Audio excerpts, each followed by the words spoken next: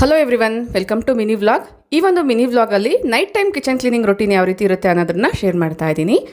Next ಡೇಗೆ ತಲೆಗೆ mehndi ಹಚ್ಚೋಣ ಅನ್ನೋದ್ರಿಂದ first ಈ ಒಂದು ಐರನ್ ಕಡಾಯಿಯಲ್ಲಿ ಮೆಹಂದಿ ಪೌಡರ್ನ ಮೊಸರಿಂದ ಈ ರೀತಿ ಮಿಕ್ಸ್ ಮಾಡಿ ಇಡ್ತಾ ಇದ್ದೀನಿ. ಕಬ್ಬಿಣದ ಬಾಣಲಿಯಲ್ಲಿ ಮಿಕ್ಸ್ ಮಾಡಿರುವಂಥ ಮೆಹಂದಿನ ತಲೆಗೆ ಹಚ್ಚೋದ್ರಿಂದ ಕೂದಲ ಕಲರ್ ಅನ್ನೋದು ತುಂಬ ಚೆನ್ನಾಗಿ ಬರುತ್ತೆ.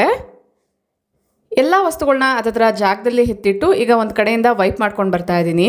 ಪುಟ್ಟದಾಗಿರುವಂಥ ಗ್ಲಾಸ್ ಕಂಟೈನರ್ಸ್ನೆಲ್ಲ ಕೂಡ ಈ ಒಂದು ಬಾಸ್ಕೆಟಲ್ಲಿ ಸ್ಟೋರ್ ಮಾಡಿರ್ತೀನಿ. ಬೇಕಾಗಿರುವಂಥ ಒಂದು ಡಬ್ಬನ ತೆಗೆದು ಮತ್ತೆ ಪುನಃ ಅದೇ ಜಾಗದಲ್ಲೇ ಎತ್ತಿಡ್ತಾ ಇದ್ದೀನಿ.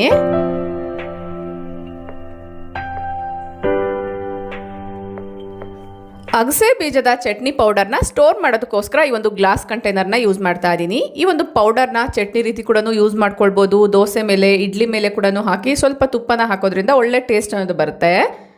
ಅಗಸೆ ಬೀಜದ ಬೆನಿಫಿಟ್ಸ್ ಏನು ಅಂತ ನಿಮಗೆ ಈಗಾಗಲೇ ಗೊತ್ತೇ ಇರುತ್ತೆ. ಫ್ಲ್ಯಾಕ್ ಸೀಡ್ಸ್ ಅಂತ ಕೂಡ ಹೇಳ್ತಾರೆ. ನೈಟಲ್ಲಿ ಆದಷ್ಟು ಅಡುಗೆ ಮನೆನ ಕ್ಲೀನ್ ಮಾಡಿ ಇಡೋದ್ರಿಂದ ನೆಕ್ಸ್ಟ್ ಡೇ ಮಾರ್ನಿಂಗು ತುಂಬಾ ಪ್ಲೆಸೆಂಟ್ ಆಗಿರುತ್ತೆ. ಅಡುಗೆ ಮನೆಗೆ ಬಂದಿದ್ದ ಕೂಡಲೇ ಒಂದು ಪಾಸಿಟಿವ್ ವೈಬ್ಸ್ ಬರಬೇಕು ಅಂದರೆ ಅಡುಗೆ ಮನೆನ ನೈಟಲ್ಲೇ ಆದಷ್ಟು ಕ್ಲೀನ್ ಮಾಡಿ ಇಟ್ಕೊಳ್ಬೇಕು.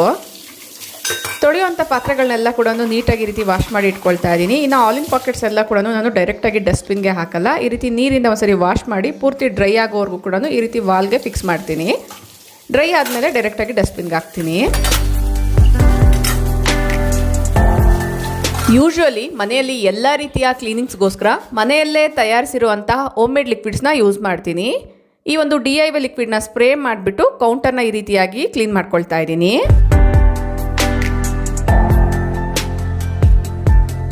ಅಡುಗೆ ಮನೆ ಕ್ಲೀನ್ ಮಾಡಿರುವಂತಹ ಕ್ಲಾತ್ನ ಇಮ್ಮಿಡಿಯೇಟಾಗಿ ನಾನು ಕಿಚನಲ್ಲೇ ಈ ರೀತಿಯಾಗಿ ವಾಶ್ ಮಾಡ್ಕೊಳ್ತೀನಿ.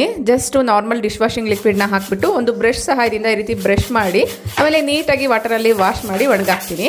ಈ ರೀತಿ ಮಾಡೋದ್ರಿಂದ ಈ ಒಂದು ಬಟ್ಟೆಯಲ್ಲಿ ಬ್ಯಾಡ್ ಸ್ಮೆಲ್ ಬರ್ದಿರ ಇರುತ್ತೆ. ಬ್ಯಾಕ್ಟೀರಿಯಾ ಏನಾದರೂ ಇದ್ದರೆ ಒಂದರಿಂದ ಇನ್ನೊಂದಕ್ಕೆ ಟ್ರಾನ್ಸ್ಫರ್ ಆಗದಿರ ಇರುತ್ತೆ. ಇಮಿಡಿಯೇಟಾಗಿ ನಾವು ವಾಶ್ ಮಾಡಿ ಡ್ರೈಗೆ ಹಾಕಿದ್ರೆ ನೆಕ್ಸ್ಟ್ ಡೇ ಮಾರ್ನಿಂಗ್ಗೆ ಈ ಒಂದು ಕ್ಲಾತ್ ರೆಡಿ ಆಗಿರುತ್ತೆ. ನೋಡ್ತಿದ್ದೀರಲ್ವಾ ಅಡುಗೆ ಮನೆ ಯಾವ ರೀತಿ ಕಾಣಿಸ್ತಿದೆ ಕ್ಲೀನಾಗಿ ಅಂತ. ಇಷ್ಟ ಆದರೆ ಲೈಕ್ ಮಾಡಿ. Thank you for watching.